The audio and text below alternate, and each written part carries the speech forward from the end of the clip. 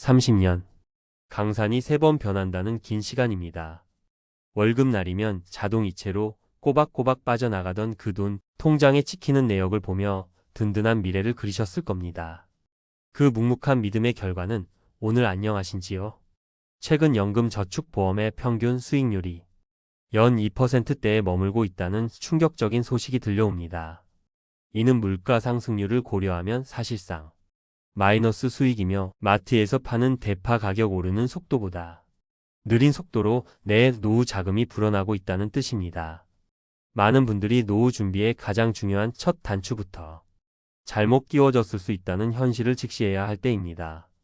오늘은 수많은 중장년층 가입자들이 애써 외면해왔던 연금저축보험의 불편한 진실을 낱낱이 파헤치고 더 늦기 전에 내 소중한 노후 자산을 지켜낼 수 있는 가장 현실적인 방법을 이야기해 보겠습니다. 올해 정년을 앞둔 50대 후반이 박진우 부장님 이야기를 해보겠습니다. 30년 전 갓 대리로 승진해 첫 아이가 태어났을 무렵 그는 아내의 손을 잡고 주거래 은행을 찾았습니다. 단정한 유니폼을 입은 직원은 확신에 찬 목소리로 그에게 연금저축보험을 추천했습니다. 고객님, 이건 국가가 보증하는 거나 마찬가지입니다. 원금은 절대 손해볼 일 없고 나중에 세금도 안 떼고 연말정산 때 쏠쏠하게 돌려받으시니 일석삼조입니다. 그날 이후 매월 30만원씩 그의 월급 통장에서 돈은 어김없이 빠져나갔습니다. 해외여행 한번 제대로 못 가고 아이들 학원 하나 겨우 보내는 와중에도 이것만큼은 미래를 위한 저축이라 믿으며 굳건히 지켜왔습니다. 통장에 찍히는 자동이체 내역을 보며 그는 흐뭇했습니다. 마치 노후라는 든든한 성벽에 벽돌을 한 장씩 정성껏 쌓아 올리는 기분이었습니다. 그러나 최근 퇴직 후 아내와 조촐한 유럽 여행이라도 계획해볼까 싶어 먼지 쌓인 서류 봉투를 꺼내보다가 그는 망연자실합니다. 30년간 부은 원금은 정확히 1억 800만 원. 그런데 예상 연금 수령액 통지서에 찍힌 최종 금액은 약 1억 5천만 원대 후반. 그의 심장이 쿵 내려앉았습니다. 원금이 1억 800만 원인데 30년 이자가 5천만 원도 안 된다고? 그는 믿을 수 없어 스마트폰 계산기를 꺼내 들었습니다. 그는 인터넷에서 월복리 적금 계산기를 찾아 입력했습니다. 월 30만 원, 30년. 최종 금액이 약 1억 5,790만 원이 되려면 연이율이 몇 %여야 하는가? 화면에 나타난 숫자는 2.4%. 박진우 부장의 손이 미세하게 떨리기 시작했습니다. 2.4%라고? 그는 뉴스에서 얼핏 봤던 숫자를 떠올렸습니다. 지난 20년간 연평균 물가 상승률이 2.3%라고 했는데 그럼 내 30년은 고작 0.1%를 벌기 위해서였나? 피땀 흘려 쌓아 올렸던 든든한 성벽이 한낱 모래성이었음을 깨닫는 순간 깊은 배신감과 허탈함이 온몸을 덮쳤습니다. 그런데 그의 의문은 여기서 그치지 않았습니다. 아니 잠깐만. 계산기상으로는 사업비 없이 2.4%로 굴려도 1억 5,790만 원인데 내 명세서에는 왜 그것보다도 금액이 더 적지? 이 합리적인 의심이 그가 몰랐던 더 큰 진실의 문을 열게 됩니다. 박진우 부장님의 30년 믿음은 왜 이렇게 허무한 숫자로 돌아왔을까요? 그가 몰랐던 첫 번째 진실, 그의 마지막 의문에 대한 해답은 바로 사업비라는 보이지 않는 비용 때문이었습니다. 이것은 마치 내가 낸 돈의 일부를 통행세처럼 떼어가는 것과 같습니다. 한 언론 보도에서는 이 구조를 아주 적나라하게 표현합니다. 일부 연금보험은 가입자가 월 100만 원을 내면 보험사는 그중 10만 원 가까이를 설계사, 수당 및 운영 수고비 명목으로 먼저 떼고 나머지 금액만 운용합니다. 출발선부터 10% 뒤처져서 달리기를 시작하는 셈입니다. 이 구조 때문에 가입자는 납입 초기 5년에서 길게는 7에서 10년간은 원금조차 회복하기 어려운 마이너스 게임을 하고 있었던 것입니다. 박진우 부장님은 이 사실을 까맣게 모른 채 그저 안전하다는 말만 믿고 있었던 거죠. 두 번째 이유는 안전한 투자라는 달콤한 역설입니다. 보험사들은 고객의 노후 자금을 안전을 최우선으로 국공채 등 채권 위주로 운용합니다. 이것이 원금 보장이라는 약속의 근거가 되죠.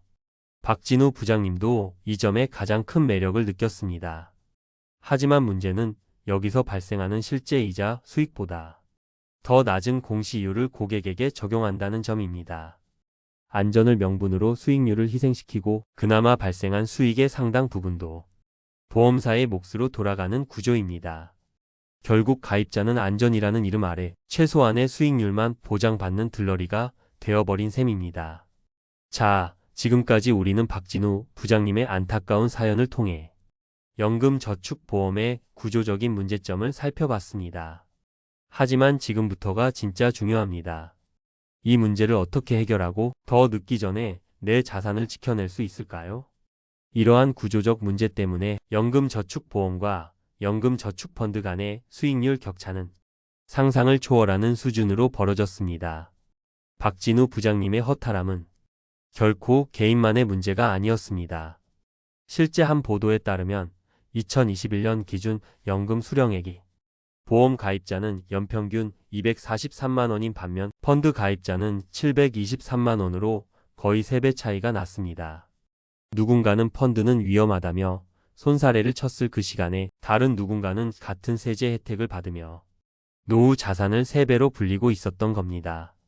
상황이 이렇다 보니 연금저축보험 시장에서는 고객들이 대탈출, 즉 조용한 엑소더스가 시작되었습니다. 한 일간지에 따르면 2024년 연금저축보험 적립금은 사상 처음으로 72조 원 선이 무너졌습니다. 이는 더 이상 손해를 보고만 있을 수 없다는 가입자들의 분노 섞인 움직임이 본격화되었음을 의미합니다. 여러분이라면 이 상황에서 어떤 선택을 하셨을 것 같나요? 분노와 허탈함에 휩싸인 박진우 부장님은 당장이라도 보험사에 전화해 30년 믿은 결과가 고작 이거냐? 이딴 쓰레기 같은 상품 당장 해지해달라. 고소리치고 싶었습니다. 하지만 이것이야말로 보험사가 파놓은 마지막 함정이자 최악의 선택이 될 수 있습니다. 연금저축을 중도에 홧김에 해지할 경우 그동안 연말정산으로 혜택받은 세금과 운용수익을 합한 금액에 대해 무려 16.5%의 기타 소득세라는 징벌적 세금이 부과됩니다. 한 금융 전문 블로거의 분석에 따르면 경우에 따라서는 내가 받은 세금 혜택보다 더 많은 돈을 벌금처럼 토해내야 하는 어처구니없는 상황이 발생할 수 있습니다. 30년간의 배신감에 더해 내 돈을 내가 찾는데 오히려 손해를 보는 두 번째 배신을 당하게 되는 것입니다. 하지만 여기서 주저앉을 수는 없습니다. 분노를 가라앉히고 냉정하게 해법을 찾아야 합니다. 해답은 해지가 아닌 이전에 있습니다. 손해 없이 세금 불이익 없이 내 연금을 옮길 수 있는 연금 계좌 이전 제도를 적극 활용해야 합니다. 이는 마치 답답하고 볕 안 드는 단칸방에 갇혀있던 내 노후 자금을 넓고 전망 좋은 아파트로 이사시켜주는 것과 같습니다. 현재 가입한 보험사 고객센터나 거래하는 증권사에 문의하여 저수익의 연금저축보험을 저렴한 수수료로 ETF 등 다양한 상품에 투자할 수 있는 연금저축펀드 계좌로 옮길 수 있습니다. 관련 통계에 따르면 이미 한 해에만 약 1조 원에 가까운 자금이 보험에서 펀드로 이전되고 있습니다. 이미 많은 현명한 가입자들이 선택하고 있는 검증된 방법입니다. 두 번째 해결책은 지금 당장 내 연금 건강검진을 실시하는 것입니다. 이 영상을 보신 후 가장 먼저 해야 할 일은 서랍 속에 잠자고 있는 내 연금저축보험의 상품 설명서나 분기별 운용 보고서를 꺼내 드는 것입니다. 의사가 차트를 보듯 사업비 차감률, 현재 적용 공시이율, 그리고 가장 중요한 현재까지의 누적 수익률, 이 세 가지 항목을 형광펜으로 줄 그으며 직접 확인해야 합니다. 내 돈이 어떻게 운용되고 있었는지 그 불편한 진실을 정면으로 마주하는 것에서부터 변화는 시작됩니다. 마지막으로 만약 당장 목돈이 필요하거나 매달 내는 보험료가 부담스러워 해지를 고민했다면 더 현명한 응급처치 방법이 있습니다. 보험계약 대출을 통해 해지환급금 범위 내에서 필요한 자금을 잠시 빌려 쓰거나 납입유예 기능을 활용해 보험료 납입을 일시적으로 멈추는 것이 16.5%의 세금 폭탄이라는 극약 처방을 맞는 것보다 훨씬 지혜로운 선택입니다. 오늘 우리는 연금저축보험의 불편한 진실을 마주했습니다. 30년 전 친절했던 은행 직원을 탓할 일이 아닙니다. 아마 그분도 당시에는 그것이 최선이라 믿고 추천했을 겁니다. 중요한 것은 이제 알아서 잘 굴려주겠지라는 막연한 믿음과 수동적인 태도를 버려야 한다는 것입니다. 내 노후는 내가 직접 챙기고 적극적으로 관리해야 하는 시대입니다. 오늘 알려드린 계좌 이전이라는 현명한 도구를 통해 잠자고 있던 당신의 노후 자금을 깨워 일하게 만드십시오. 조금의 관심과 작은 실천이 당신의 30년 믿음이 헛되지 않았음을 증명하고 잃어버린 수십 년의 수익률을 되찾는 첫걸음이 될 것입니다. 오늘 이야기가 당신의 소중한 노후를 지키는 데 조금이나마 도움이 되셨기를 바랍니다. 비슷한 고민을 하고 계시거나 더 좋은 지혜가 있으시다면 댓글을 통해 여러분의 소중한 경험을 나누어 주십시오. 여러분의 이야기가 다른 누군가에게는 큰 힘과 용기가 될 수 있습니다. 내용이 유익하셨다면 구독과 좋아요로 저희 채널에 힘을 보태주시면 감사하겠습니다. 더 깊이 있고 현실적인 이야기로 다시 찾아뵙겠습니다. 감사합니다.